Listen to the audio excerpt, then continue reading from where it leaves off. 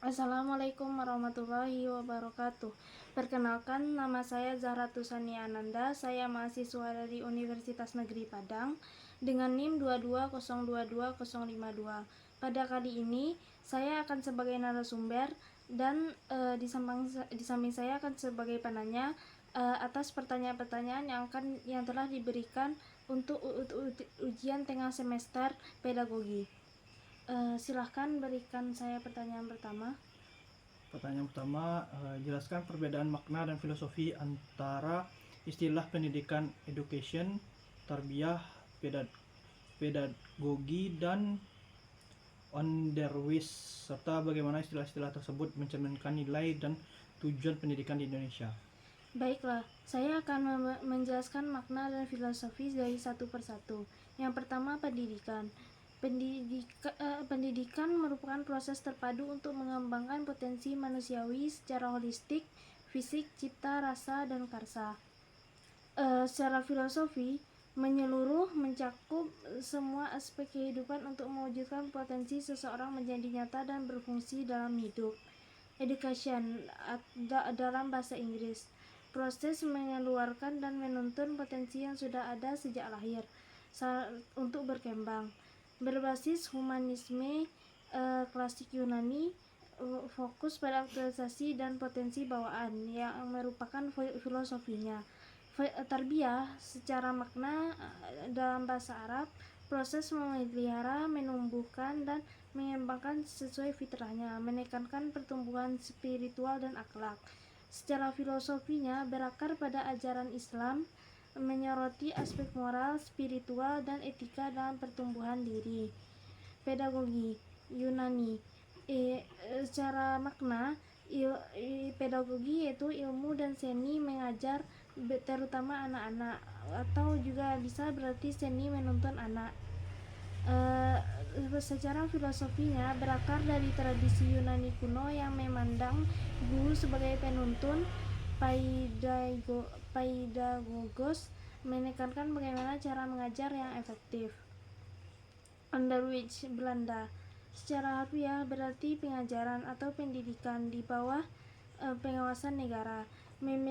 Secara filosofinya memiliki nuansa kolonialisme, menekankan pendidikan sebagai alat kontrol sosial dan pembangunan bangsa yang terpusat pada sistem negara. Hubungannya dengan nilai dan tujuan pendidikan Indonesia yaitu yang pertama, pendidikan Pancasila. Istilah pendidikan dan education sangat relevan karena Pancasila menjadi dasar filosofi nasional pendidikan Indonesia. Lalu pendidikan karakter. Istilah tarbiyah sangat relevan karena menekankan aspek moral, spiritual, dan akhlak. Pendidikan yang berpusat pada peserta didik. Istilah pedagogi sangat penting karena menyoroti peran guru sebagai fasilitator yang harus memiliki kompetensi untuk mengajar secara efektif dan menarik. Lalu sistem pendidikan yang terstruktur. Istilah onderwijs sangat relevan karena mencerminkan sistem pendidikan yang terstruktur dan terpusat pada pemerintah. Ini terlihat dari adanya kurikulum nasional, standar semangat kurikulum modern yang berorientasi pada peserta didik. Sekian jawaban pertama dari saya. Untuk pertanyaan kedua, bagaimana pemahaman tentang hakikat manusia dapat membantu pendidik merancang proses pembelajaran yang bermakna dan sesuai dengan potensi peserta didik? Pemahaman hakikat manusia membantu pendidik merancang pembelajaran bermakna karena memungkinkan mereka mengenali manusia sebagai makhluk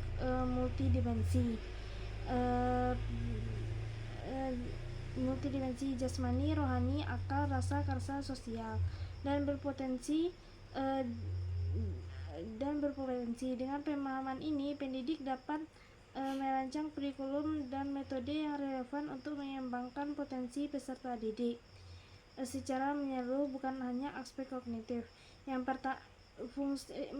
fungsi memahami hakikat manusia yang dalam merancang pendidikan yaitu merancang kurikulum yang utuh, Pendidik dapat mengembangkan kurikulum yang tidak hanya berfokus pada transfer ilmu, tapi juga mencakup pengembangan kepribadian, akhlak mulia, spiritual, dan keterampilan sosial sebagaimana diamanatkan oleh hakikat manusia.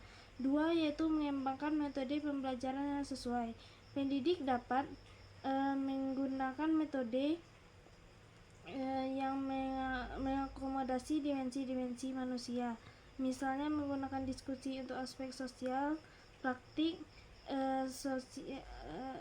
praktik langsung untuk keterampilan, dan refleksi untuk spiritualitas.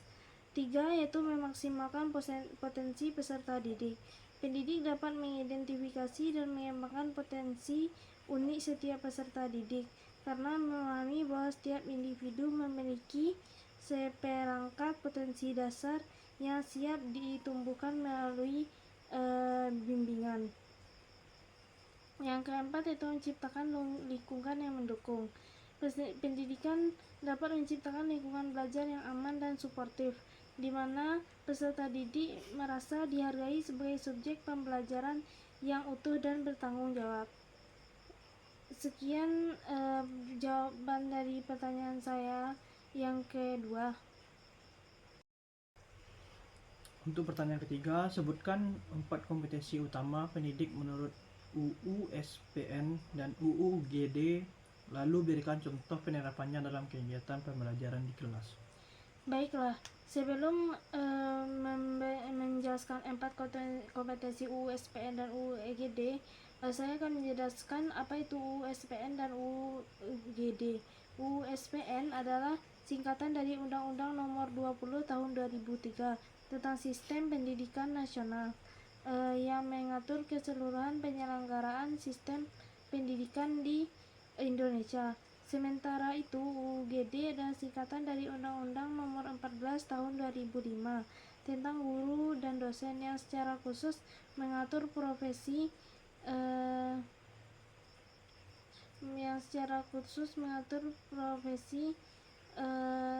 dan kompetensi guru serta dosen sebagai pendidik profesional. Kompetensi yang pertama yaitu kompetensi pedagogik. Definisinya yaitu kemampuan guru dalam mengelola proses pembelajaran dan interaksi dengan peserta didik. Penerapan di kelasnya itu perencanaan pembelajaran, merancang kegiatan belajar yang bervariasi, misalnya melalui diskusi kelompok untuk materi tertentu atau menggunakan media visual untuk materi yang lebih sulit dipahami. Yang kedua yaitu kompetensi kepribadian. Definisinya itu berkaitan dengan karakter guru agar dapat menjadi teladan bagi peserta didik.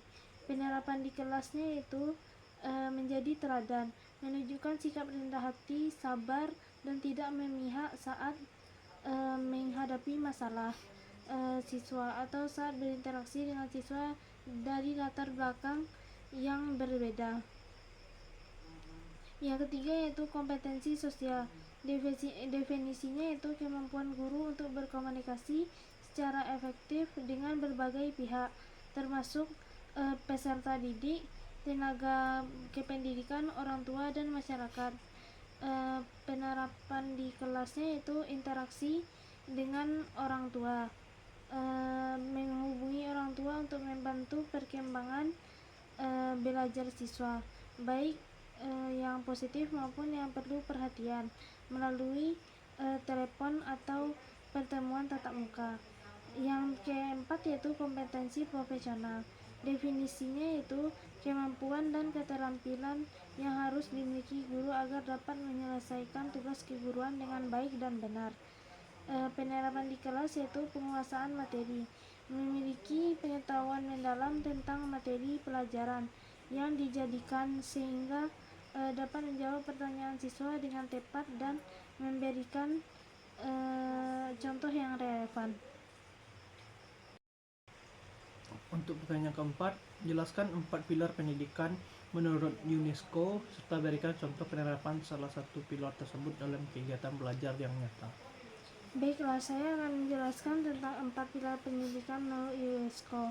Yang pertama yaitu learning to know, belajar untuk mengetahui, proses memperoleh pengetahuan dengan lebih mendalam dan meningkatkan kapasitas untuk belajar sepanjang hayat. Yang kedua yaitu learning to do, belajar untuk melakukan. Pengembangan keterampilan diperlukan untuk menghadapi berbagai situasi dunia kerja maupun kehidupan sosial. Yang ketiga yaitu learning to live together, belajar untuk hidup bersama, membangun pemahaman dan sikap terhadap orang lain serta bekerja sama dalam menghadapi tantangan bersama. Yang keempat yaitu learning to be, belajar untuk menjadi, mengembangkan kepribadian secara utuh yang mencakup potensial intelektual, emosional, estetika, dan etika, serta kemandirian dan kreativitas. Contoh penerapan pilar learning to do yaitu yang pertama penerapan proyek kelompok untuk permasalahan masalah lingkungan di sekolah, misalnya membuat poster kampanye kesadaran membuang sampah pada tempatnya. Penjelasannya itu siswa akan belajar secara langsung melakukan bagaimana cara mengolah sampah yang benar. Lalu mereka akan menerapkan ilmu yang telah dipelajari untuk membuat poster yang efektif dan menarik.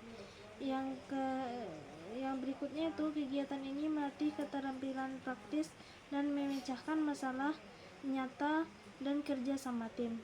Sekian jawaban saya dari pertanyaan nomor 4. Untuk pertanyaan kelima, jelaskan konsep multiple intelligence menurut Howard Gardner dan berikan contoh bagaimana guru dapat menyesuaikan metode pembelajaran sesuai karakteristik kecerdasan peserta didik. Baiklah, saya akan menjelaskan tentang kecerdasan multiple intelligence menurut Howard Gardner.